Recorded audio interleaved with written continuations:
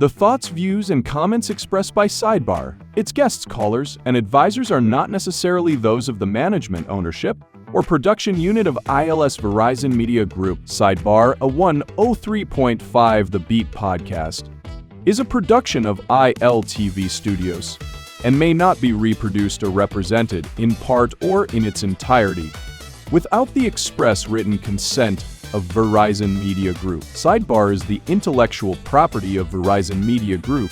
Copyright 2024. All rights reserved.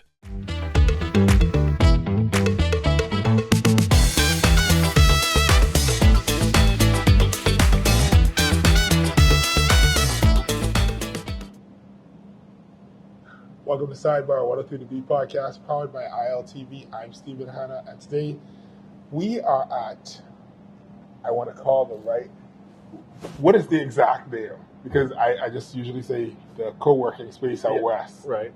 What's the government name? The government name is Access Co-work Suites. Okay. We're at Access Co-work Suites. Got it. Today with Levin, or is it Levin? Levin, you got it. Okay. Just because sometimes, as a side story, Right. I went to school with Levin Miller. Right. For the entirety of our school life, everybody was calling him Levon.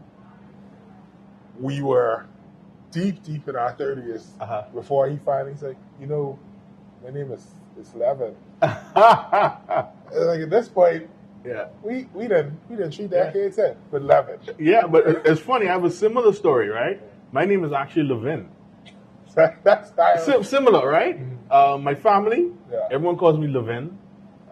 And then, from grade 2 and up, they call me Levin because my grade 2 teacher introduced me as Levin, and I never corrected her. Once one So person it's a similar story, yeah, and it just stuck with me. So my real name, my family, when they say Levin, that's my family. Or they know my family, they don't know for sure. So that's secret, yeah. Yeah, but okay, so Levin for the public. Yeah. Right. All right, so what exactly is the co-working suites? Like what exactly does it entail? That's a very good question. So Access Co-work Suites is a group of offices, right? With shared amenities as one side of it, and then also a business community. So we have about 65 offices where you as an independent or a small to medium-sized enterprise can walk in and get a turnkey office suite with all of the amenities included for an affordable rate. So basically, you come in, you sign your agreement, you're able to walk in, put your credentials on your desk, you have high-speed internet by Live, and you're able to start a business for a small fraction of the cost as it would to be if you were to go there and to build out your own office, go buy your furniture, having to get internet, electricity. So Access Co-work Suites provides affordable office space. And also we have amenities, right? We have boardrooms that could be rented by the hour. We have event space that could be rented by the hour. We have cafes, we have kitchens. So you have all the amenities of a big enterprise for a fraction of the cost of it if you were to go and get your own independent space. So, okay, the question that I have off the bat is, in the 21st century, after COVID, we realized we can do a lot of things virtually and stuff, right? And you have a lot of ideas that either sprung up during COVID or progressed during that time, things like ghost kitchens and all this. There's this idea that virtual space is where it's at, right? Is there still a demand or a need for a brick and mortar? Like what is the impetus to still say, okay, no, this is a service that people need? That's a good point. So COVID changed, I agree with you, COVID changed a lot, changed our perception of how we conduct business. It also changed, more importantly, our perception of the amount of space that you actually need. Right. So we find that in the co-working space, we have major companies have downgraded internationally. So those companies that may have needed 30,000 square feet to host their headquarters realized that during COVID, the place was empty. people work from home, and they were still able to function their business as usual. So we found that the trend is around the world is that companies are downsizing, getting smaller corporate spaces for head office, and allowing a hybrid scenario where the employees can work from home some days or from the office, or what they do is they leverage co-working spaces and give their staff a budget where they can, use that money to go to work out of a co-working space. All right. It also allows major companies to have satellite offices.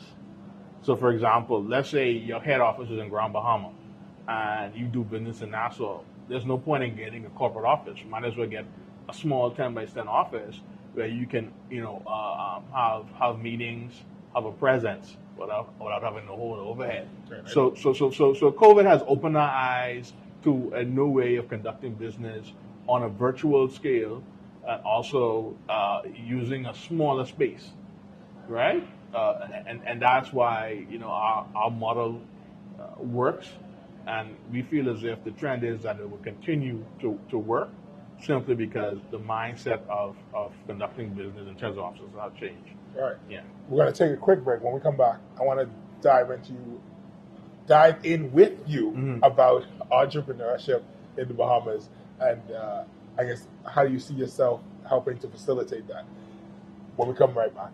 You are listening and watching Sidebar, One of the B podcast, powered by ILTV. I'm Stephen Hanna. We'll be right back.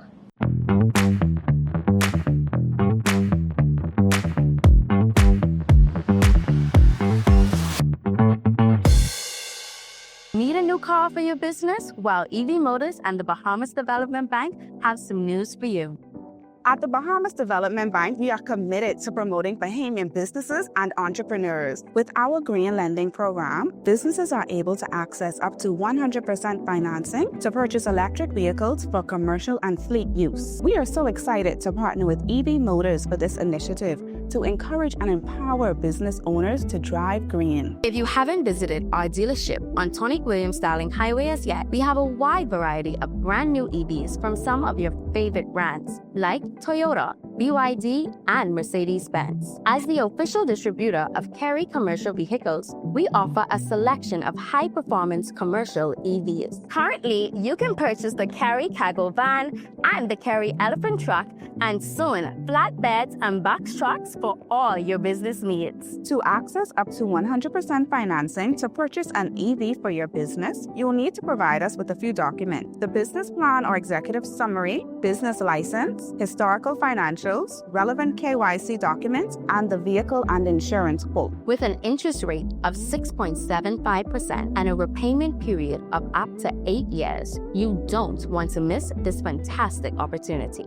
To apply, visit our website today at bahamasdevelopmentbank.com or give us a call at 702-5700. 7.5 years, but I walk in here all of a sudden, total stranger. I'm calling you Rick and Sheila. I win. At Island Lock, we take sports seriously. Get ready to experience the thrill of winning anytime and any place. Bet in real time and live the thrill of every play while watching your winnings stack up.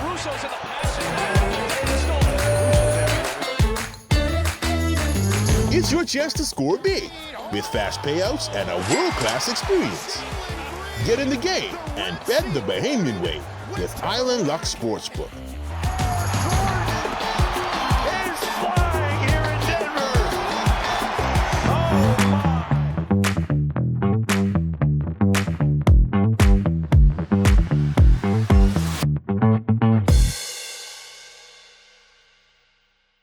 Welcome back to Sidebar, One of the B podcast, powered by ILTV. I'm Stephen Hanna, here with Levin. We are at Access Co-working Suites. You got it. It was up there. That works. Inside my head. I'll take that. I was close. You're getting there. Okay. We are talking about, the general topic, I feel, is entrepreneurship. All right? Yes. The question is, where do you see entrepreneurship right now in Bahamian society? So I have thoughts, all right, particularly about the direction and the push, because you see a lot of push away from persons, even saying jobs and stuff, but that might just be anecdotal. As somebody in the space, all right, what is your view of entrepreneurship presently inside the Bahamas? I think it's at a pivotal stage, right? Because of technology, modern technology, because of social media, it's very easy to launch a business, right? It's very easy in terms of coming up with a business idea, because we are so exposed with YouTube, TikTok, and we're watching all of these YouTubers doing all these things across the world making money, right? So I think we're at a phase where Bahamians see that, they're exposed, and they're looking at new ideas every day. Going back to what happened to COVID and hurricane, people are looking for ways to make extra money, right? Because the cost of living has skyrocketed post-COVID. So the wages haven't increased, right? No. So everyone's trying to figure out a way to make some extra money to supplement their 9 to 5. So you find that you have a lot of entrepreneurs who doing it on the side. Right. So I think it's going more into a gig community, right? Where we find an increase of people trying to get their real estate license so they can make money on the side. You have people trying to start their virtual business, right? You have people trying to launch products on the internet, trying to do videos and social media marketing. So it's more going into a more social area, a more gig economy for the Bahamas. I've noticed that a lot more. No, I mean, I feel like some people will say, everybody around me, them always used to be selling cup and baggie or different things on the side. And I did that same thing too. Right? But I mean, for me, the real pivot to me seems to be less of when somebody's doing something on the side and somebody saying, the goal isn't to have a 9 to 5 with somebody else. You know what I mean? Like, so before, even if somebody was doing something as simple as breaking up rocks and selling on the side of the roads, which is a story I've heard of somebody living in Long Island to raise some extra money, selling quarry and different stuff like that. But that wasn't the plan. That wasn't the main plan. And I'm going to assume that me and you are around the same age, right? I'm going to assume. Let's stick with that assumption. When our parents were, encouraging us to go to school, the whole idea was to go work in an office job, and not just an office job in terms of you having walls, but go work for somebody who owns something already and being an employee and finding that. But now it seems like I know you described it as a gig economy, but it feels like that seems to be more of the goal than previously than it was. Yeah, and I agree. I think our parents did encourage us to go get a 9 to 5 or get a stable job, and because that's what they did. My mom worked at Atlanta for 30 years, and that's great. And I admire her for that. And sometimes, along my journey as an entrepreneur, some days I wish I had a 9 to 5 because things got so rough. Right. Because that 9 to 5 gives you that comfort and that stability of getting a check. And I remember when I first left my job at Atlantis in the casino, and I said I was going to start out my own business. She's like, no, no, what you doing? And now she looks back and says, you know what? I can see that, this was always your path. This is your destiny. But I say that to say, if we were to continue with just a 9 to 5, without any supplemental income, you would be broke. You couldn't survive. With inflation and it's just not the same anymore as it was back in the day. The cost of living is so high, to be able to afford a comfortable lifestyle is not the same. So we are forced to be an entrepreneur, right? Because the upside on entrepreneurship is different than it is from being an employee. And there's nothing wrong being an employee, But I think that most entrepreneurs are employees somewhere else. Yeah, but the thing is, we work harder. Right. You know, we work harder, and not every day is Christmas, right? Right. You have bad months, you have good months, but you know, the bottom line is you have to keep on pushing and keep on moving. But at the end of the day, yes, I feel like people are moving more into entrepreneurship. I feel as if they see the upsides, particularly where in our economy, where we see a shift. We see new entrepreneurs that we know and that we grew up with becoming extremely successful, right? And now we realize that, hey, that guy, if he did it, I could do it too. I mean, they used to shoot marbles together. You know what I'm saying? Whereas right before, and in the past generation, they were always the same people controlling the economy, controlling the major businesses. But now finally, we see people who we know, you know, doing very well for themselves, and it's inspiring for a lot of us. And we're trying to shift more in that direction. Did you go straight into the shared working commercial space as your business when you left your 9 to 5? Did you jump straight into this business idea, or was it steps to get there? There are many steps. I think this must be step 100. When I first left school, I went to night school to work on my degree. I worked in the hospitality, right, for a long time. And I always tell this story. I met this gentleman who always used to come to the casino and spend thousands of dollars every night. I'm like, how can you come in here and spend so much and lose so much money every day? And I found out he's a multi-millionaire, and I asked him, listen, how can I someday get in that position, right? And he gave me some of the best advice in my life. He said, listen, you have to find something that you're passionate about, right? That you totally love. Figure out a way to make money out of it. And he said, devote 10 years to it.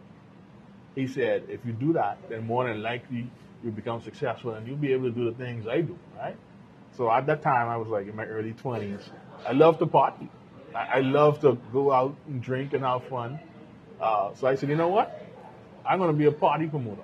And for years, my first business model after that I devoted 10 years to was promoting events and parties, which is Fat Groove Entertainment. Okay. Right? Now PG Social, where I did a lot of comedy shows and events and that kind of, you know, I even had a barbershop at one time, at a record store. I was even in a number business. But entertainment and promotions was also always my core. Right. Because it allowed me to network and to meet people. And then I was able to leverage my relationships from meeting people into doing business ideas. So co-working spaces was like business number, maybe realistically, maybe my number 30. So did it grow out of you seeing there is a need for it? Like you having friends who are saying, man, I want to do this, but I need an office where I can meet people. Like, is that what? I remember back then we used to meet in Wendy's. Used a big time meeting in Wendy's. Remember that? People, and then Starbucks. Then Starbucks, right? And then now I transitioned out of the Bahamas, and I came back frequently, and I found it very challenging to work. Have a work remotely in the Bahamas because there was insufficient infrastructure here, right? And that's what gave me the idea, because I utilize spaces like this all the time in the U.S., right? And I was like, you know what, the Bahamas needs a co-working space. Which is, you know, oddly enough, I think that it was one of those things. Objectively, if you look back, you could see the obvious need for it, right? But persons may not have been willing to pivot in that direction. Because even if you look back, you mentioned that you used to sell numbers, right? Mm-hmm. Back when it was web shops. Yeah. There were people going inside there because they didn't have internet at home. Exactly. They didn't have a computer at home. Yeah. Even to this day, if you go to the public libraries, the books haven't been updated since the late 80s. Wow.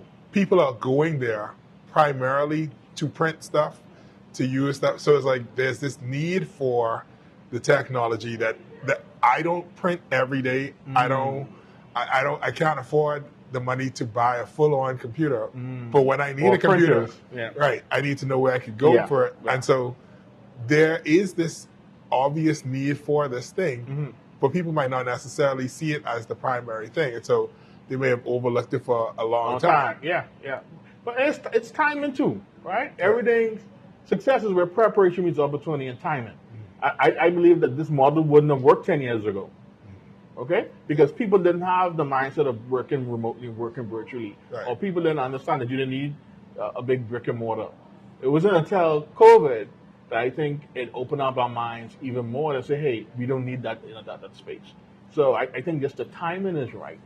And I think that that, along with some other factors, forced us into this concept where, you know what, this makes sense.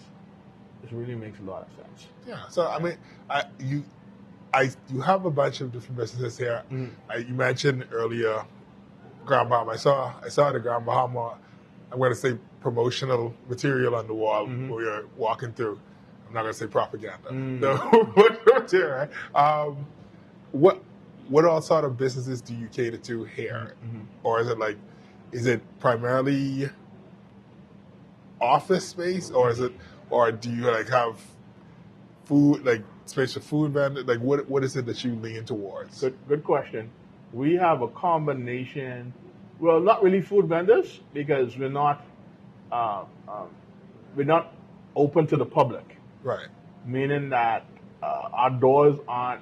If you come to Access, you're either a member or you have a meeting to a member with a member. Right. We don't have the walkthrough because we have control entry. Right. So we don't work well Which with is safety. Exactly. We don't work well as a retail component. Right. We work well as a professional environment. I'll be a diverse mix of clients. We have professional services here. We have a number of international companies, which is our primary core business, that just need a presence here. We have a lot of offshore banks, investment companies that just have a lawyer sitting in one office for compliance purposes, I guess, right? We got a lot of those, and for our office spaces. So that's the core of our business. In addition, we have a lawyer, we have accountants, we have an insurance company. So we have a nice mix. So and although people may not think of those people as entrepreneurs or self-sufficient, because even if there are people who work for companies and do those things, but I can also see a situation where if I'm a lawyer and I have a small practice, instead of me paying $1 million to have a piece of property downtown, my clientele is a small group. Yeah. I just need some place where I could meet with them if I have to. Right. Because most of the time they work at home. Yeah.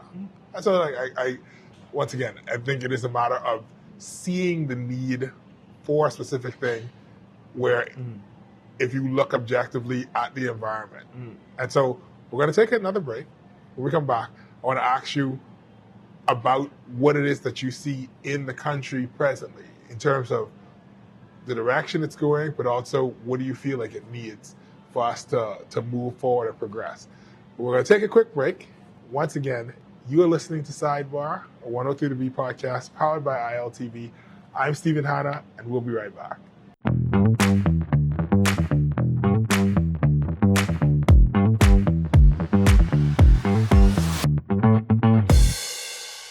Edenwell has expanded their testing menu. We now offer blood work, drug screening, and so much more. Our hours of operation are Monday to Friday, 7 a.m. to 5 p.m., and Saturday, 8 a.m. to 1 p.m., located on 11 Madera Street. We are here for all of your laboratory needs, with fast and reliable lab work done by our friendly and knowledgeable staff. Let us help you take the needed steps to stay in the know about your health. Let's keep working towards a healthier you. Stay Eden well. Tired of driving around from place to place just to get your car insured and licensed? Frustrated with the process of being back and forth from your insurance company to road traffic? Well, BMG Insurance Agents and Brokers just made insuring and licensing your motor vehicle as easy as 1, 2, 3. Step 1. Visit us at the Road Traffic Department, Section 1, Thomas A. Robinson Sports Stadium. At our office, you can purchase or renew your insurance or get your vehicle inspected. We at BMG Insurance Agents and Brokers represent major carriers. Step 2. See the professionals at Road Traffic to get your vehicle licensed. Step 3. Enjoy your day. Insure with BMG Insurance Agents and Brokers today, saving you time and money. Your one-stop shop for all of your insurance needs. Great rates, convenient, excellent service. For more information, call us at 322-2221. So you want a space, but not just any space. You need something with a little more potential. So how about 1,000 square feet of room to play with? Superb audio and video production capability, digital LED wall, full lighting grid, and about 124 seats to accommodate a full studio audience with so many other features. Make us your home for your next concert, conference, and so much more. Honestly, the possibilities are endless. Here at ILTV Studios, we'd love to bring your next event to life. So what do you say? Do you want our space?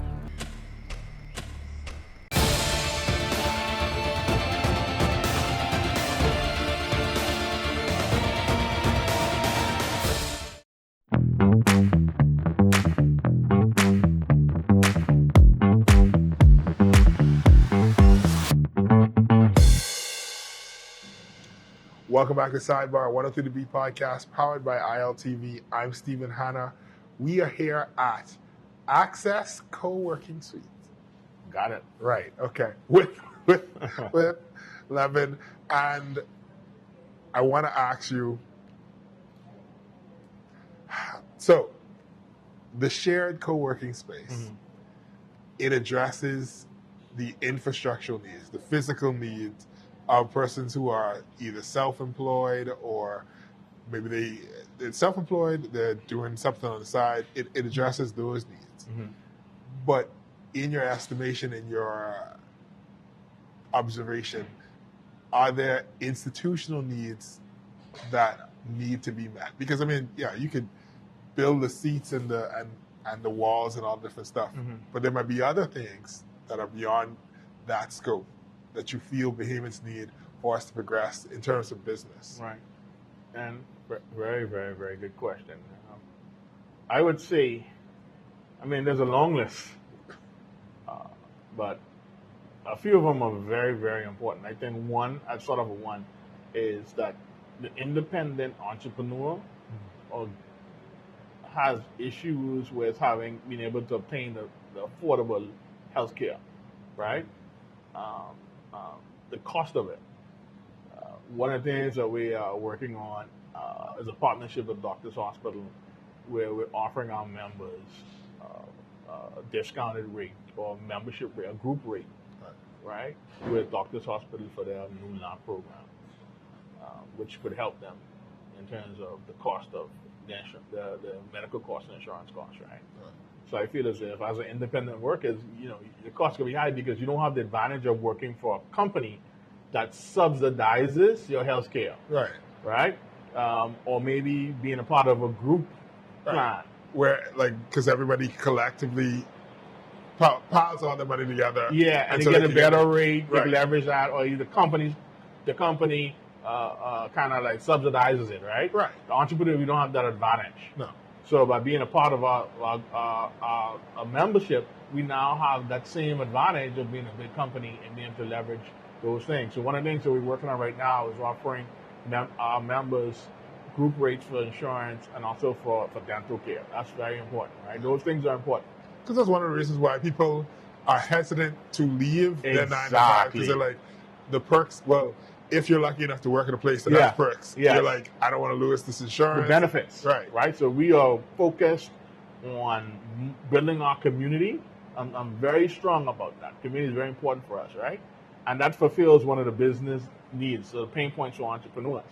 I think the most important stress point or pain point for entrepreneur is capital, right? The behemoth capital system or the banking system is so asset-based, it's important. It doesn't even make sense, right? If you need $100,000 loan for your business, they want you to come up with $100,000. That makes no sense. It's not risk-based at all, and I get it, because the entire structure was not geared towards entrepreneurs. It's always geared towards working behemoths and keep you employed and keeping you in a loan for 20 years because they want to keep you topping up every Christmas, right? Yeah. Because you work to the government or you work to Atlantis. Yeah. That's the way it is. That's how they make their money. And for me, it can be a little predatory, right? I believe... Oh, I've said worse things, so you're fine. You're in the clear. It's okay. And I believe even myself as an entrepreneur, raising capital to fund projects has always been private money. Right. And a lot of people don't have access to private money. No. And for entrepreneurship or businesses to thrive in the Bahamas, we need venture capital. We need capital that is based on ideas, based on patents, it's based on proprietary stuff, as opposed to, which is more creative, Right. as opposed to land, or as opposed to machinery. Right. Because the new economy that we have is more creative. It's not physical, but it's more about brand and being able to leverage that brand and turn it into cash. Yeah. So they need to figure out a way to create a more private equity or venture capital based way of funding small and medium sized enterprises. And I think that's one of the main things that we're going to work on in the future as well. Yeah. I know that like SBDC, they offer grants or they offer assistance. Right. But to a certain point, they only leverage the banks, right? Right. For the most part. They hook you up with a bank and the government then offers some sort of insurance to cover a certain portion of. So it's still kind of like based on not risk, right, to a certain extent. Yeah, and then so two things on that. There's one, even though we live in the Bahamas, the Bahamas does not. It exists within the world, so we are impacted by outside forces, and all our money is coming from outside it. Yes. Right? We are essentially a service economy. Right. Right? Whether we like that or not. Right. We're not producing anything. If we want to change that, because that's going to control whether or not how heavily we are impacted by things that happen outside in the world. Right? So if a recession happened elsewhere, your places like Australia, this is the first time in forever that they feel like they might be impacted by a recession, because they weren't impacted by all the other ones, because they have service and goods and they're producing and they're manufacturing. So if we are, and producing something doesn't necessarily mean that we are there making cars. It might be you selling music. Yeah. Right? It could be anything. Right? It could be intellectual property. It could be a tangible physical thing. Right. But we have to get to that point. All right? And I understand what you're saying. So the other part is, while a grant system does work for some people who are able to get the grant, that's going to be limited, because now only so many people giving out grants, and so only so many people can get grants. But if you have an idea and you build a system where the government might regulate it or whatever, where I can buy shares within an idea, within a company, now we could do crowdfunding. We can crowdsource the money needed to make this thing happen. You know what I mean? That's a good way. I'm saying, and so like because at the end of the day, everything is just the money have to come from somewhere. Yeah. So every business is built off of money that somebody gave that business person, whether they gave them for a small product or service, or a dream in the future, or it was your uncle who gave you $10,000. Something, yeah. Somebody had to give you some money, and so if we are able to buy into this larger idea, I definitely feel like that could help both persons who are on a 9-to-5. I have an extra $5 on this idea, so I'm invested in that. As well as the person who have a good idea, but they don't know how to go out. Like you say, they don't have access to private funding, and even if their idea was the sixth best idea on the grant proposal form, but they only had enough space to give 4 people the money. So they were so close, but still so far away. There's still a lot of limitations, right? And I believe that one of the things is that business, no matter what level you're on, is a constant investment. Yeah. You would have companies that start off as a startup and they may need 10,000 to start up, and as they grow and start to make more money, they need more money to go to the next level, to the next level, to the next level, right? So a one-time grant, great, but that's only going to take you so far, right? So we have to, especially if you want to get to the international level. Exactly. So 2 things that we have to start to do. One, I agree, the crowdfunding is impressive to me. And then at one point, there was a company that started to trailblaze that particular space. For whatever reason, it didn't work out. But I hope that the regulators don't use that as an opportunity to shut it down. Right. Because businesses start to fail every day. I think that what they need to do is use that as a benchmark and use that as an example. Right. Figure out what went wrong. So we can avoid that. Right. And don't tighten up to a point where you're making it difficult for it to happen. But tighten up a point where, okay, now we understand this model better. Right. Right? Let's see how we can make this work. As opposed to, oh, that didn't work. Oh, we ain't letting that happen no more. Yeah. No. Let's figure out how we can make it happen. Right? And that's one thing. And the thing is, the government does it all the time because that's what PPP, that's what public-private partnership is. Businesses fail every day, but businesses are successful every day. Right. Just revamp it, restructure it, launch it again. I think crowdfunding is a way of the future. Another thing that we need to do as BAME is we need to start to export our talent. Yes. More. Where if you're an editor, you do videography, you need to start to export your talent. If you do social media marketing, if you do digital marketing, if you do it here, you can do it anywhere in the world. We have some of the most brilliant minds in the world. Yeah. But we don't export our talent. We believe as if we are limited only to the Bahamas. We have to figure out a way to create business models as a model to export our talent. Sometimes when I need talent, I go on websites and I recruit people from India, right? Panama. Why isn't it about the Bahamians are not taking advantage of this? Indonesia, all hours of the night. Let's export our talent, man, and get some international money coming in different ways, right? Yeah. It's not all about, service industry. That's great, but the real wealth is in using your talents to make money. Yeah. We have to export it. The funniest thing is VAT. Since VAT has been implemented, you would think that would have changed the mindset because the way VAT is supposed to work is at every instance where some value is added, you're supposed to tax it. Yes. That's not how it works in the Bahamas. Right? It works essentially as a sales tax instead of a value-added tax. So you're supposed to be, this guy grows some corn, it's taxed at that level. Then he sells it to this guy who makes grits, we tax it at that level. And then the grits person sells it to somebody who cook it, and then it's taxed at that level. That's how it's supposed to work. And so because we're still not seeing things as let's add value to that, as opposed to, like you say, it's a service. The average Bahamian, for better or for worse, for a long time, we have thought, at least from my parents' time, go work in the hotel and service industry. Yeah. And it works on some level, but if all of us are doing that, that makes us extremely vulnerable to what if the tourists decide tomorrow we can't afford to travel, or we don't want to travel no more. And then where does that leave us? Well, I agree. And we experienced that when we had to shut down for months and months and months. And tourists didn't come in, and no flights came in, and hotel workers had to stay home because of COVID. So we really experienced that already. And the sad part is it can happen at any time. Yeah. Again. Because it's outside of our control. But like you said, if we are exporting something, and that something is ourselves, then that's something that we have complete control over as the individual, but also as the country. Exactly. So I fully agree with you on that. We are going to take one more commercial break.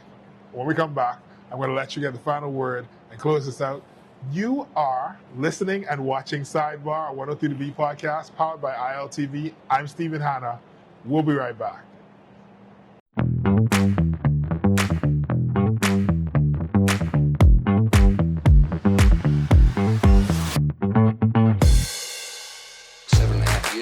In here all of a sudden, total stranger. I'm calling you Rick and Sheila.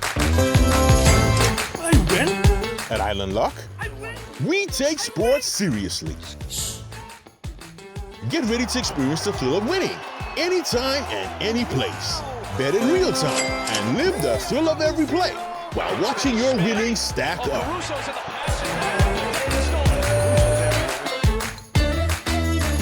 It's your chance to score big with fast payouts and a world-class experience. Get in the game and bet the Bahamian way with Island Lock Sportsbook.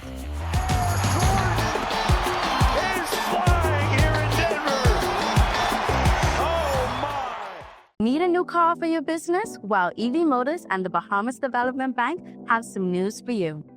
At the Bahamas Development Bank, we are committed to promoting Bahamian businesses and entrepreneurs. With our green lending program, businesses are able to access up to 100% financing to purchase electric vehicles for commercial and fleet use. We are so excited to partner with EV Motors for this initiative to encourage and empower business owners to drive green. If you haven't visited our dealership on Tonic Williams Starling Highway as yet, we have a wide variety of brand new EVs from some of your favorite brands like Toyota, BYD, and Mercedes-Benz. As the official distributor of Kerry Commercial Vehicles, we offer a selection of high-performance commercial EVs. Currently, you can purchase the Kerry Cargo Van and the Kerry Elephant Truck, and soon flatbeds and box trucks for all your business needs. To access up to 100% financing to purchase an EV for your business, you'll need to provide us with a few documents: the business plan or executive summary, business license, historical financials, relevant KYC documents, and the vehicle and insurance quote. With an interest rate of 6.75% and a repayment period of up to 8 years, you don't want to miss this fantastic opportunity. To apply, visit our website today at bahamasdevelopmentbank.com or give us a call at 702-5700.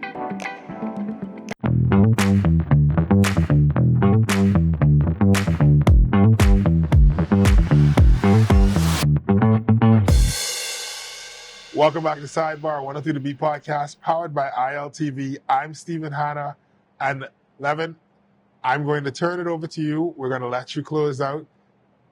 What is it that you want to leave the audience with? Well, first of all, thank you for having me on this podcast. I mean, it's been very insightful. But I think the main thing that I want to leave with right now, as it relates to access and co-working on a whole, is I think this is the perfect space for dreamers, for doers, for persons who want to launch their business, for persons who want to expand their business, to come and be a part of our community. We're not just office spaces, and I always preach that. We are a community of Bahamians and expats who are working together under one roof. And there's so many powerful things that can happen when you get all these people under one roof. One of the things that we do very well is we always offer opportunities for our members to get together. We have the Wine Down Wednesdays, where our members come inside our cafe. We do free wine. We partner with Caribbean Wines and Spirits. We have live bands. We have entertainment. We get everyone together, laughing, dancing. We create an opportunity for them to network, cut deals, and to be a family. We also partner with our members. We have one set of members who approached me. We're now going to launch a podcast, Access Talks. We partner with another one of our members. We launched an event called Headshots and Handshakes. But it's a networking event for professionals to elevate their professional exposure by developing headshots. So there's so many, and there are a couple of other ideas for expansion. I know that a lot of our members are working on deals with each other. So access is more about access to ideas, access to relationships, access to community, access to benefits, access to funding. Access is more than just a workspace. It's an entire community, and we're very proud about it. I'm devoted and dedicated to make sure that it works for everyone because it's my passion. I've always been an entrepreneur. We talked about selling cupcake and baggies. That was my first business when I was about 6 in Elizabeth Estates, right? Mm-hmm. But my dad, I used to go and buy blow pop and buy bags and cut up salty, and that was my first business. And that ingrained a spirit of entrepreneurship that I could never shake. And now I'm using my experience as an entrepreneur to bring value to other entrepreneurs. So we invite you to become a part of our family. We have packages that start as low as $100. They go up to $1,500.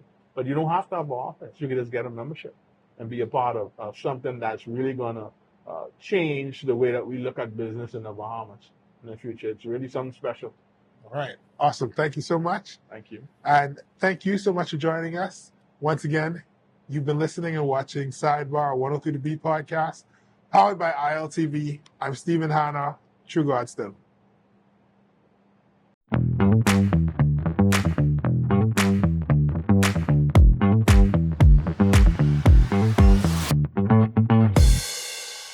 Edenwell has expanded their testing menu. We now offer blood work, drug screening, and so much more. Our hours of operation are Monday to Friday, 7 a.m. to 5 p.m., and Saturday, 8 a.m. to 1 p.m., located on 11 Madera Street. We are here for all of your laboratory needs, with fast and reliable lab work done by our friendly and knowledgeable staff. Let us help you take the needed steps to stay in the know about your health. Let's keep working towards a healthier you. Stay eatin' well.